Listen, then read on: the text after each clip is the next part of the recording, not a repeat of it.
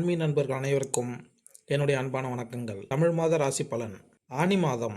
ஆனி மாதத்தில் நிகழும் சில கிரகங்களின் பெயர்ச்சிகள் காரணமாக சில அபூர்வ சேர்க்கைகளும் நடைபெற இருக்கின்றன. சூரியன் மிதுனத்திற்கு செல்லும் போது ஆனி மாதம் பிறக்கிறது.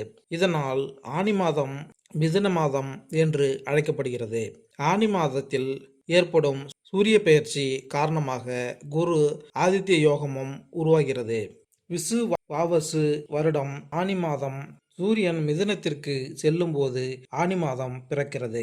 ஆனால் இதனால் ஆனி மாதம் மிதுன மாதம் என்று அழைக்கப்படுகிறது.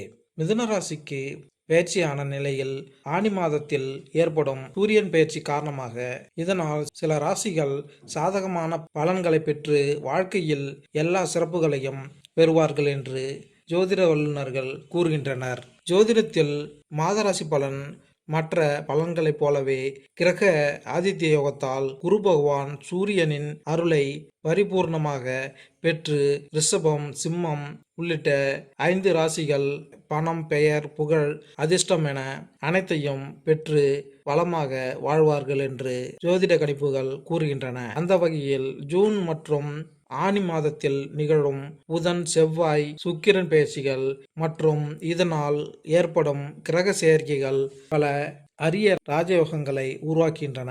ஜூன் மாதத்தில் ஆனி மாதம் பிறப்பில் நிகழும் புதன் மற்றும் சூரியன் பெயர்ச்சி காரணமாக மிதுனத்தில் குரு, சூரியன் மற்றும் புதன் இணைந்து திரிகிரகி யோகம் உருவாக உள்ளது.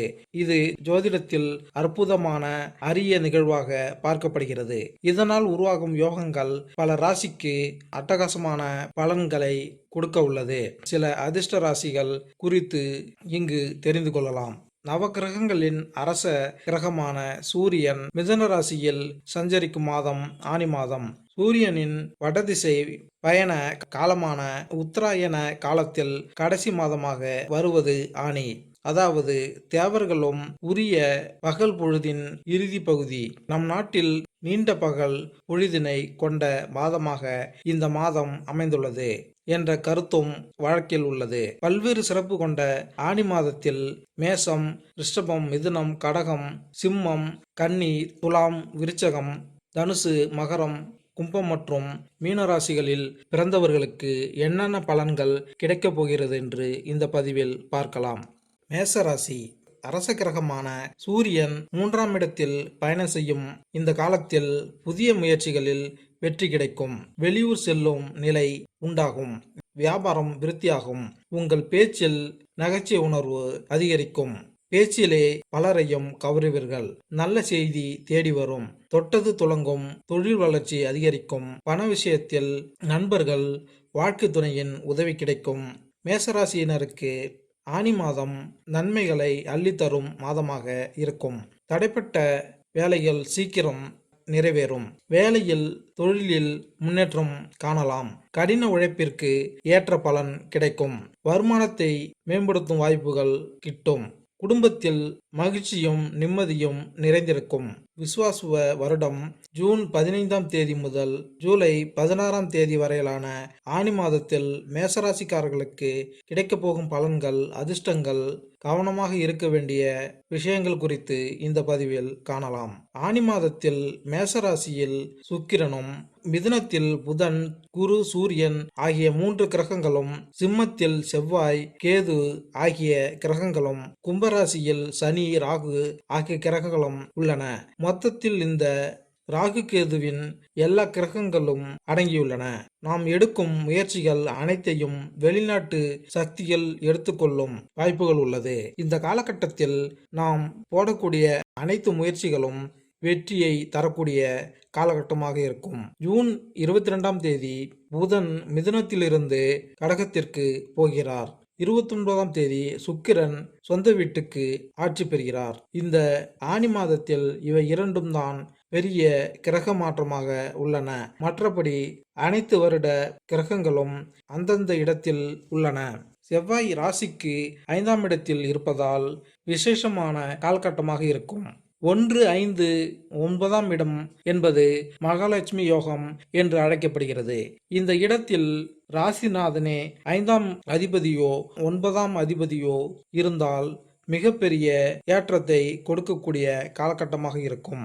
உங்களுடைய ராசிக்கு 5ஆம் இடத்தில் இருப்பதால் பெரிய அதிர்ஷ்டங்கள் கிடைக்கும். குழந்தைகள் மூலம் ஏற்றங்கள் கிடைக்கக்கூடிய காலகட்டமாக இருக்கும்.